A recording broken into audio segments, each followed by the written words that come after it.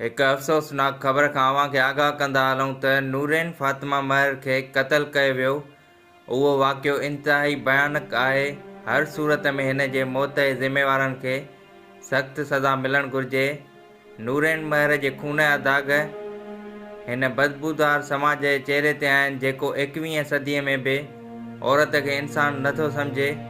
जिते अॼु बि औरत बेआबरू करे हवस जो निशानो बणाई वञे थी, जिते अॼु बि औरत बिना कफ़न जे दफ़नाइण ऐं वाहन में लोड़े छॾण जा अणगणिया वाक़िया मौजूदु आहिनि, जिते जिरगनि ऐं संग चटीअ तौरु न्याणियुनि जो कारोबार ईअं कयो वेंदो आहे जेतिरी आसानीअ सां पिड़ीअ में जानवरनि जो वापार बि नाहे थींदो। नूरैन महर जे वाक़े हिकु भेरो ॿीहर सिंध जे वजूद खे झिंझोड़े छॾियो आहे। छा नूरैन खे मर्ज़ीअ सां जीअण पसंदि जी शादी करण जो हक़ु न हो? ही समाज औरतुनि जो मक़्तलगाह आहे। नूरैन फ़ातिमा जे मौत जे शफ़ाफ़ जांच ऐं ज़िम्मेवारनि ख़िलाफ़ फ़ौरी ऐं सख़्त कार्रवाईअ जो मुतालबो कजे थो।